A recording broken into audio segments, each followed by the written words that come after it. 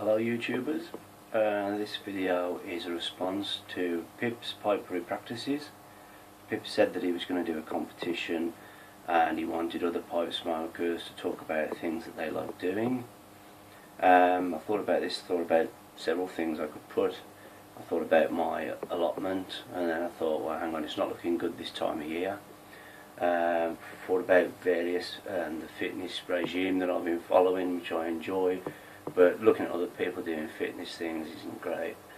And one of the things that I thought I could put is my love of coffee. A lot of people that I work with think that I'm a tea drinker because I don't like instant coffee, and tea, you can just throw a tea bag into a big mug, boiling water, milk, and it's there, and it's great when you're working. But when I'm at home, I like to make good coffee, and over the years I've picked up a few little tips. I'm not an expert, but I've picked up some tips on how to use my own coffee machines in the best way.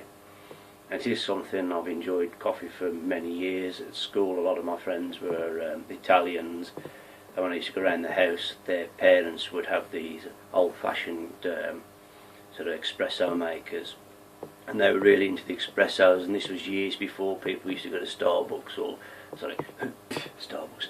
Used to go to coffee places and ask for an espresso. It was new then.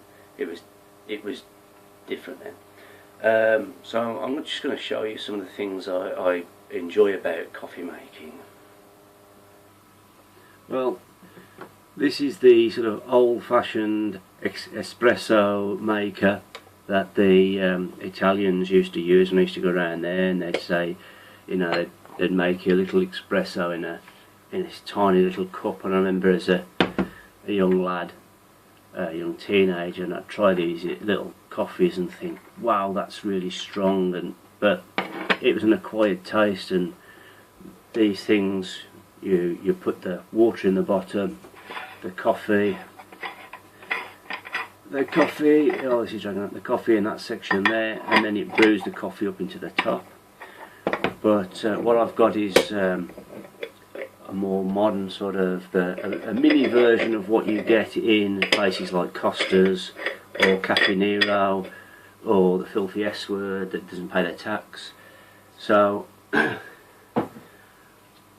few little tips I've picked up, one of them is that you've got to get with these machines, you've got to get the right coffee grind. So I've got some coffee beans here. I've got a little grinder, and I usually grind them up to the right sort of powdery consistency. People buy ground coffee, and this one is fine for filter machines,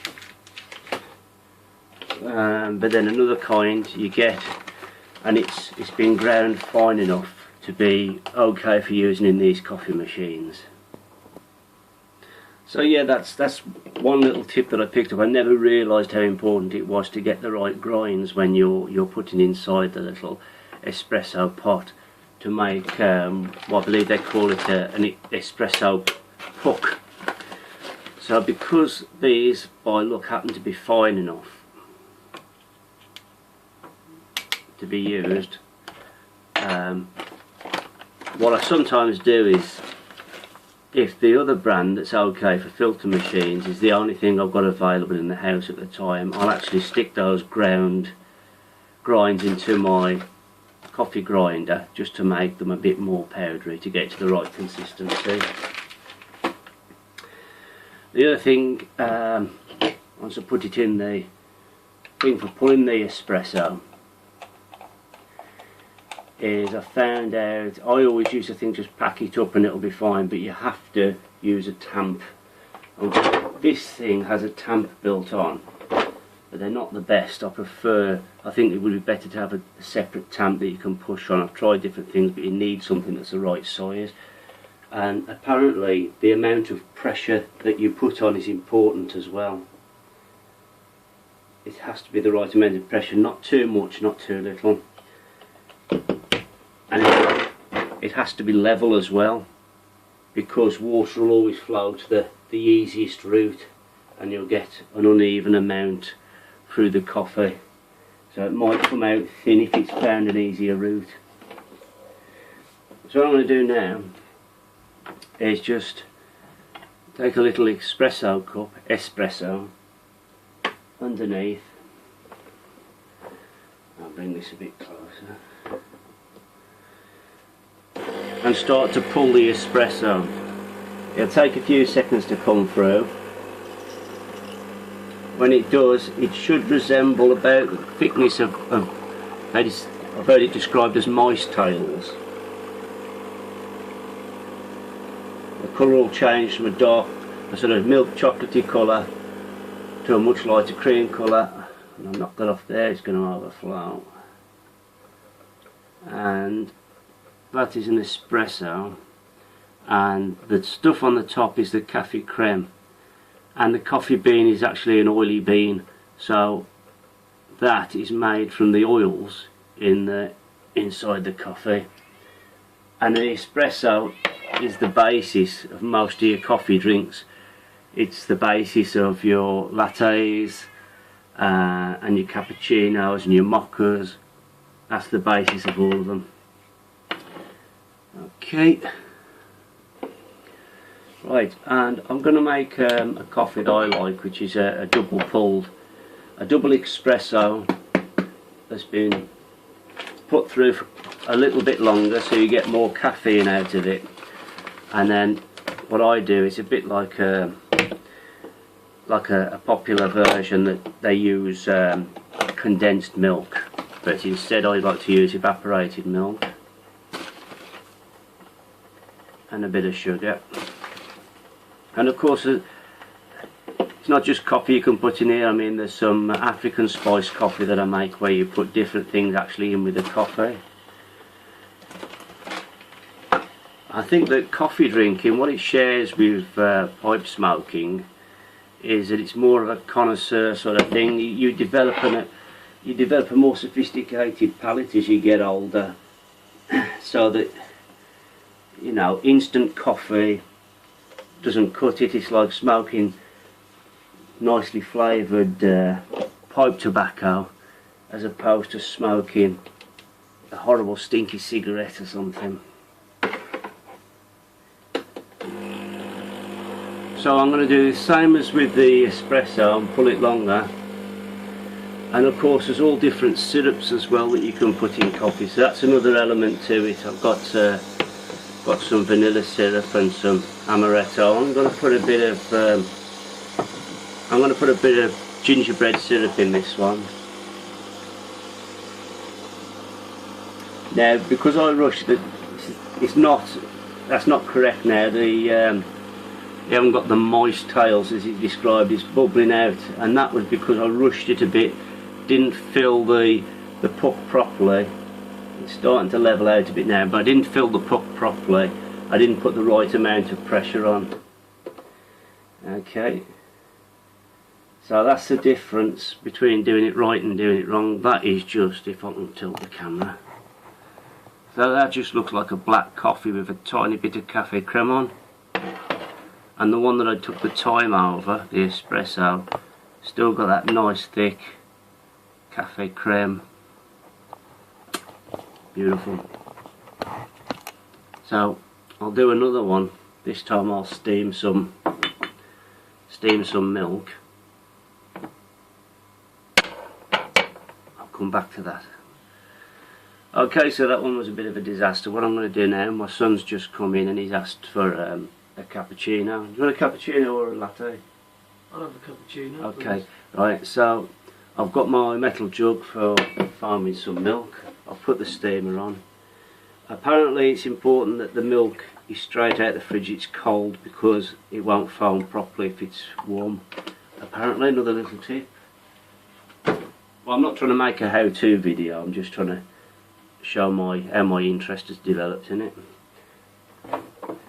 And apparently there's a technique as well to foam in the milk. You have to hold it at an angle because you're not looking for bubbles, you're trying to create foam.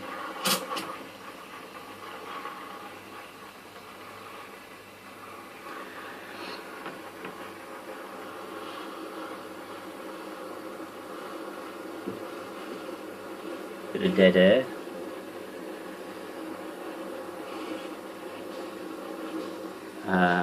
A lot of people have a little temperature gauge to tell them when it hits just the right temperature, but I can normally tell from when the jug becomes too hot to really hold, that's when I know the milk's ready.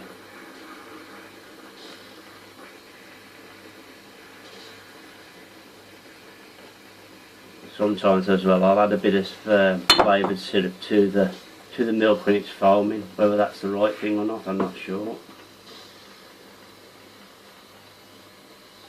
I'll put a bit of caramel syrup in to make it a caramel flavoured cappuccino. Okay, now probably a bit late for me to do that, so I'll leave that. And now we've got some nice foamy milk. Should have a sort of silky complexion on the top and a hollow sound. I see now that the air's in there. I'm going to put a bit of caramel syrup in the cup. I've already tamped this. Should come out better now. This one fits.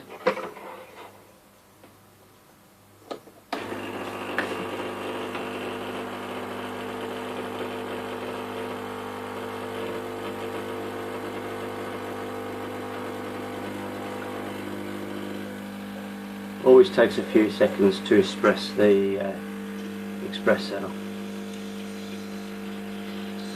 You know, you pour half of the heated milk and half of the steamed milk at the top.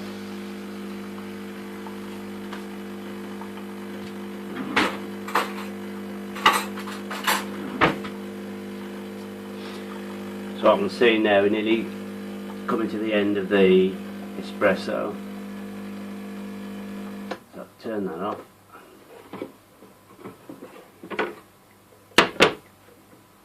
So half of it the steamed milk, and then the foamed milk,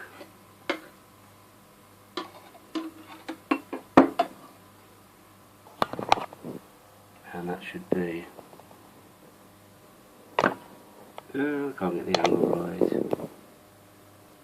There's a nice cappuccino. There you go, James. Cheers.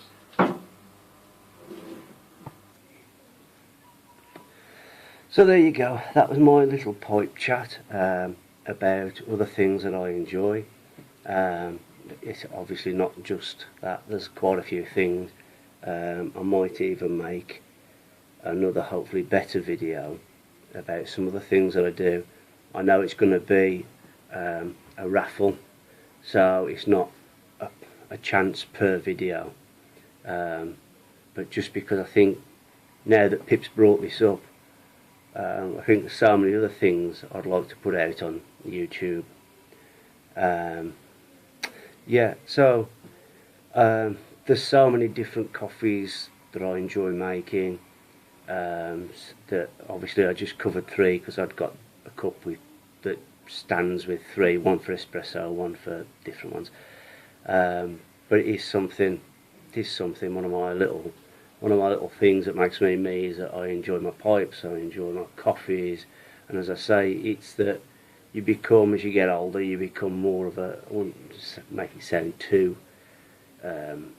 pompous, but you do become more of a connoisseur of things. You, rather than when you're young you'll go and buy a can of beer from a shop, when you're older you'll want to go into a pub and have a hand-pulled real ale with all the nuances of different flavours and everything in there. You really appreciate quality over quantity as you get older. So that's mine. Good luck everybody else is entering the competition as well, and may the best person win.